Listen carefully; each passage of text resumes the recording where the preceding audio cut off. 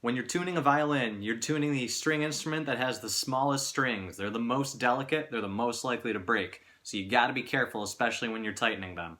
There's two things you'll need. Number one, a tuner. Number two, your instrument. You can Google free tuner apps that you can download to your phone that should work just as well. Sometimes they have a harder time hearing low frequencies. If you can't do that, you gotta find a tone generator, and I will have some videos that'll play each of the notes for you just in case you don't have those.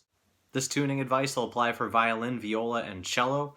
Bass tunes differently. They've only got the big pegs up top, and those ones are machine heads so that they're really easy to turn and really easy to keep in place. So bass players, go ahead and use those pegs and do your best to use a tuner. There's two spots on your instrument that you can tune from. The one you're going to use the most is going to be the fine tuners down here. F-I-N-E, fine. The fine tuners only adjust the tuning. The fine tuners only adjust the tuning a little bit, so they're the most safe to use. When you turn it clockwise, you're going to tighten the string. That's going to bring it higher. That's going to be the one you want to be more careful with. When you go counterclockwise, you're going to bring the pitch lower. That's going to make it looser, so it's a little bit safer. There's also pegs at the top, but do not touch them unless you have someone helping you out or unless you know that you're going to loosen them first and you're really sure what note you're looking for. If you tighten these guys too quickly, then your string could snap, and then it's going to be hard to play anything. There's two ways to adjust the fine tuners. The way that most orchestra people do it is they'll put their instrument into playing position. They'll reach their left hand like this to adjust the fine tuners, and their right hand's going to go over it onto the string so that they can play and adjust while they're playing. So here it is going lower. And then bring it back higher.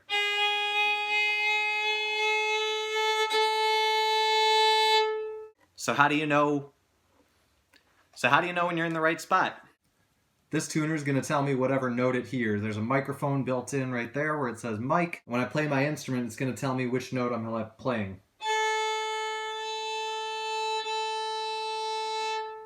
It's going to tell me which note I'm closest to. So I'm playing my A string right now. If my A string is way out of tune, like this, it's going to show a totally different note. So I have to know whether that note it's showing me is higher or lower. I have to know which direction I'm supposed to go in. I have to pay attention to when it actually says A. That's when I know I want to get to the green spot in the middle.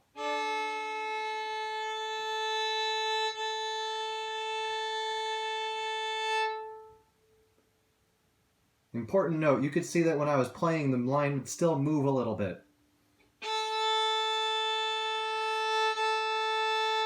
See it dashing back and forth? The thing is, when you first start a note, it's not going to read it right away. So you might have to hold the note for a while before it actually shows it accurately. The other way people tune instruments that you see me do all the time is that I'll pluck the string with my right hand, and I'll adjust the fine tuners with my left hand.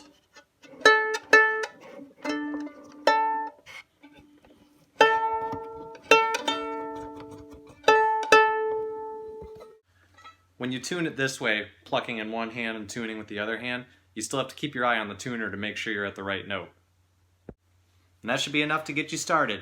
Remember, be careful of tightening strings, don't use the big pegs, and if you're not sure, double check either with this video or with anything else you find on the internet. You don't want a string to break. Good luck!